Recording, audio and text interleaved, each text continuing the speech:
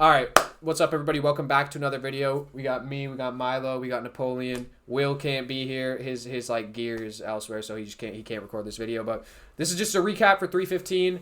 It was a really pretty shitty card. It looks okay on paper, but it wasn't that good. Like, people are gonna overhype the fuck out as a hobby, although that was a mid-ass fight. It was just enraging to watch. But yeah, so we're gonna start from the bottom. We're gonna get through these prelims really quick because they're really bad. So Almacan, Katona's dog shit, but at least he actually like produced something entertaining. Like, he got KO'd, which was cool. So like, at least he kind of produced something entertaining. Usually he just puts on a boring ass decision or like a decent fight. And Almacan's good. We kind of predicted this.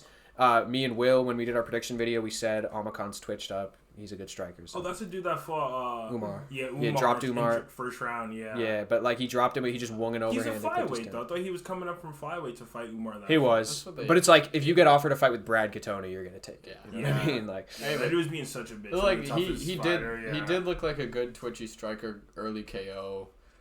Moving on to Daniel Santos and Zhang Young Lee, you should take this. Yeah, Daniel Santos. I thought this was Zhang Young Lee moving down, which I was like, there's no fucking way. He's a massive featherweight. So no, it was Daniel Santos moving up because he's undisciplined and he can't make weight. And it was a good fight when it was on the feet, but Daniel Santos made it boring for no reason. He gassed out Zhang Young Lee with the grappling, but then kept fucking grappling when he was winning on the feet. It was a pretty shit fight. It was good for a little bit, and then Daniel Santos just ruined it. Napoleon, moving a little bit more. Or in Milo, yeah, you could. Yeah, there we go. So Daniel Santos just ruined it. Yeah, Marc-Andre Barriault, Bruno Silva. I was making fun of this fight until I realized Bruno Silva, like, nearly fucking died. So I hope he's doing well. Yeah, what happened with him? It was just a brutal case. I mean, this is elbows in the clinch on the fence, and he landed like 4 flush consecutively. It was a pretty good KO. Yeah, I mean, Bruno Silva's one of the most washed UFC fighters ever. His head isn't in the game. He looked horrendous on the scales, horrendous in the fight, and then got brutally KO'd and stretchered out. I hope he's doing well. If he doesn't retire, his management team should be fired. Good performance from Barriault, regardless. Yeah, Navajo Sterling, Ivan Arslan, just another stinker from Navajo. Just super unimpressive. Don't know what it's going to take. Ivan Arslan had his classic, his NPC. It's like heavyweight, though. But it is, but this dude's meant to be a prospect, and he's just... Yeah. His fights have been fucking shit against bad competition. Well, isn't he just hyped up because he's part of... Yeah, because he's CKB. City, yeah, he's just hyped because he's part of City, but he did viciously... Blood Diamond's different. He viciously outstroked the dude, and, He didn't, though. Those numbers aren't reflective. It's because round 3 was like a near 10-8 when he dropped him and just... 110. What is that? 110 to 36, yeah. That's kind of nasty. Wait. Okay, Modestus Kudalaba, I don't want to talk about it. Arguable robbery, garbage-ass fight. That fight sucked, but if you watched it and you were not expecting anything good and you were just watching it for comedic purposes, like me, then you probably enjoyed it because you got a good laugh in. 30-27 on 2 scorecards on either side is really rare, so that was funny as shit. I don't know. Yeah. That was Jasmine Jazdavicius versus Jessica Andrade. It was a submission, right? Yeah, instant submission. No, Jazdavicius looked great. Andrade can't grapple. She never has been able to, but yeah, Milo's right. Well, yeah, she also just fights for a check. As soon as Andrade landed the first strike of substance, which was that like hard leg kick, Jazdavicius just pressured, went for the takedown, got it. Andrade got up, she got another one, went for the sub, and she had to do a couple attempts. Andrade was scrambling a little bit. Jazdavicius gets the sub. Great. I mean, and we've seen this where there's like these washed fighters whose heads aren't in the game anymore. If they're going up against an opponent who can grapple and who can finish with the grappling, they're gonna lose. Hammer that money line every time. I know Jazdavicius was a huge favorite, but still, if there's ever a situation like that, hammer that fucking money line. Malat Radke, we're big Charles Radke fans over here. Why? So random. Nah, bro, he's underrated. He's fun. He's a fun fighter. He has a fun personality. It was sad he got fucking brutally slapped. Like, brutally. Sick KO. Some of the nastiest ground and pound we've seen in a minute. Yeah, that ground and pound was nasty from Mike Malat. Like, wow, it was fucking brutal. Really good accuracy on the ground and pound shots from Malat. Other than that, the fight was kind of just... Not the best exchanges on the feet. No. Radke not getting going enough. Yeah, Malat capitalizes when he decides it's time for him to trade a shot. I mean, Radke couldn't get into the fight. That was one thing. He just couldn't get into range. He couldn't land. And then when he tried to like force himself into the fight, he got slept. So it is what it is. Kind of a give him a fight for Mike Milan. Yeah, I mean, he was a big favorite. I don't know, Radke. I think Radke's underrated. It turned out that way. It did turn out that way. Yeah, so BSD, this dude came in on short notice. Absolute fucking bum. 9 losses prior to that. And BSD, yeah, which is great. And BSD looked like shit. I want to preface that. BSD looked like fucking garbage. Well, he's like, super overrated. Yeah, apparently, man. I mean, I don't know. Like, I never really got the BSD hype. A lot of people overrated him a lot going into the Dustin Poirier fight. I think that was fair. Because he was a nightmare matchup for Poirier. Maybe skill-wise people overrated him, but dude, a guy who's filthy with clinch knees, who works the body a bunch, who's a non-stop pressure wrestler, who has a good sub game. That was a nightmare for Poirier. He was destroying him until he got KO'd. And he was destroying him until he gassed because he got staff, and he got staff again. Take a shower, you fucking greasy weirdo. Destroying is crazy because I remember he just got like taken down. Well, no, Poirier got taken down. Gillies. Yeah, that's what I'm saying. Yeah, he was like getting taken down, but just like being contempt on the bottom in the first round.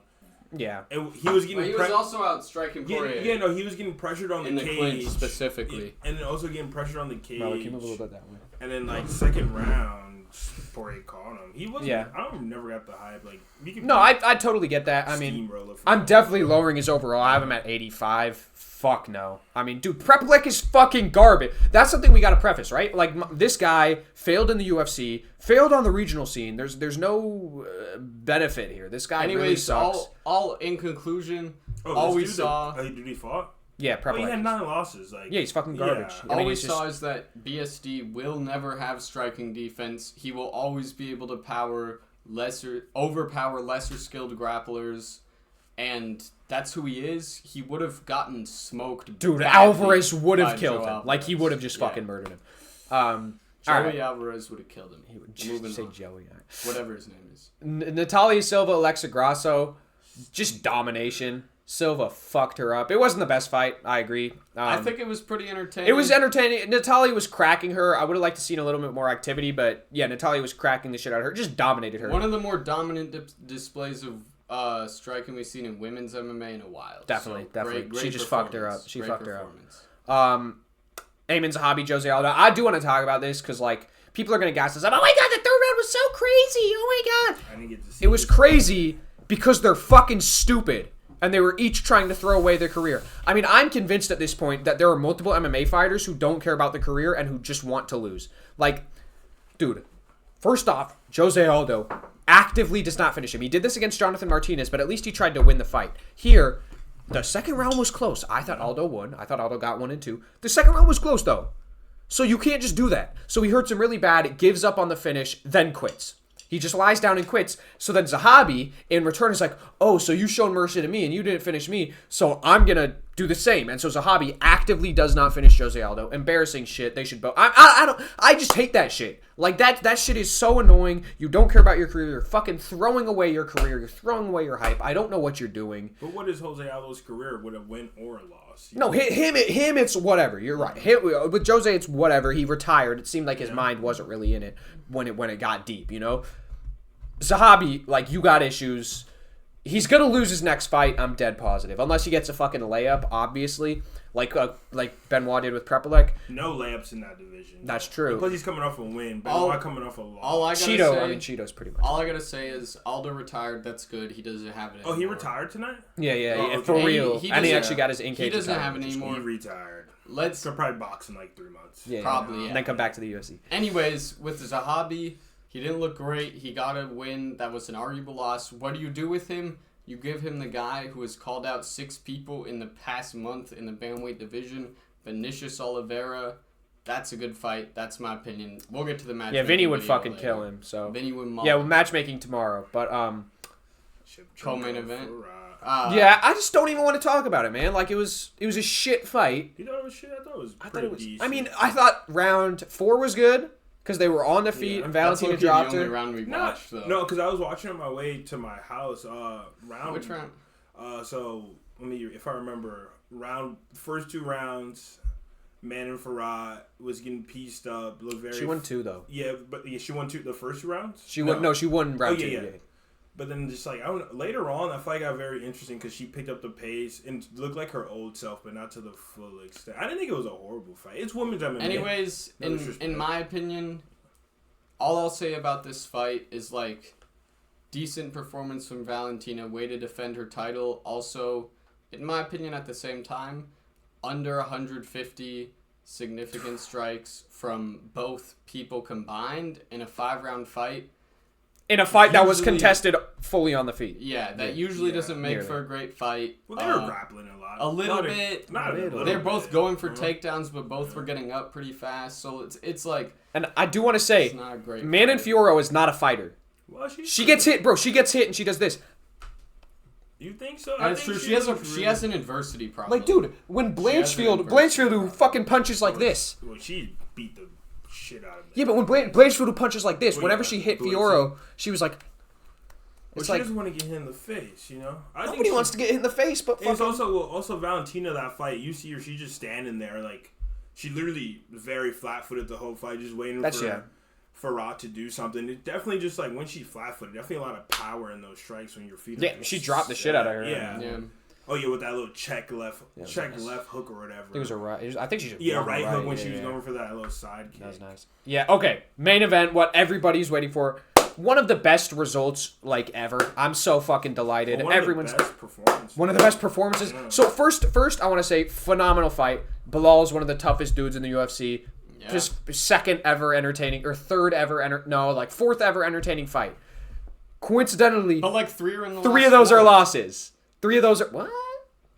You don't think Brady was entertaining? No, that's the only fight. I'm saying Brady, Juban, and Neal. I think Leon was pretty entertaining for me just because I'm a big Leon hater. Well, yeah, Leon was a great fight. He was beating the shit. I mean, it was. I'd say rewatch it without the shit, Bilal's winning, and you'll be like, okay, fair enough. Anyways, thrown around. That's what that was pretty. Anyways, analysis. I'll go first on this fight. I was on the fence in round 1. I think I didn't watch it closely enough because everyone else told me JDM clear. JDM fucking killed him. Anyways, every round after that, I was like, it was either a clear JDM round or like a close round that I would personally give to JDM. I thought he won the fight 4-1, 49-46 on the scorecards. Great performance, man. I'm a JDM fan. I love to see it. And I'm excited for JDM Islam. Same. Yeah. I thought that was the best JDM ever looked. He looked really well. That's the most he's ever moved. The most patient for sure. The most he's ever moved. Actually, he was really patient in that Kevin Holland fight, but that was just a sparring. Different type of patient. That was just a sparring. But this was a fucking war. Yeah, just like the moving, the hitting off a switch stance, the constant switch stance, and not really he was walking him down, but it was just great boxing where he's on the back foot. He fought a lot on the back foot, piecing him up with jabs to the body, straights to the body. But then also push, they would get into clinch scenarios, not even clinch scenarios, but just below, have him on the cage and fence scenarios. And you see JDM would bite down, wing hooks, dude. He was fought Basil House. Staying patient, knowing when to I gotta say, in my limited striking ability, I've been training MMA for years. I'm not a very good striker, but that's one of my favorite things is switching stances and using straight shots while you're switching stances or right off stance switches. JDM did that the best I've ever seen in MMA in this fight. O'Malley did. O'Malley did it fine against fucking Cheeto. Cheeto's a punching bag. You know what I'm saying? Bilal's. Everybody shits on him. He's a good ass fighter. He just is. And he can strike. Slick. He can strike. He's a great fighter. He's a great fighter. He's a champ. His technical boxing is very good. He beat up the guy who fucking beat Usman. Which I know Leon's kind of a bitch, but well, yeah. And also Leon got very lucky. In that fight, the third fight was also closer than a lot of people make it. Fucking Buckley might kill Usman. Well, yeah. I think so. I mean, I'd pray. Fuck it, dude. Usman's career's over. I want my guy Buck. Yeah. I want to see it. I want to see him succeed. But especially after tonight, you just see the more athletic fighter, the younger fighter, the springier, better striker. JDM's so young. Yeah. You see a pattern in the welterweight by the time JDM's 35, he's gonna have fucking 15 more fights. Listen to this. We got JDM, Ian Gary. Well, I think Shavkat might be 30 now. Shavkat's going to be 35 by the time he gets a fucking title. Michael Morales is only 25. We got a young welterweight division with a lot of prospects. Michael Morales, Gilbert Burns. That'll be a great fight. Hopefully Gilbert Burns pulls it off. I'm a Mike Morales fan. He's a Mike Morales I'm not a hater. Mike Morales. I don't see anything really special with that dude. Nothing really wow. He just kind of goes out there and wins the fight. I totally agree. Amount of ability in Mike Morales. Mike Morales, okay, NFL reference, dude. Mike Morales is like JJ McCarthy.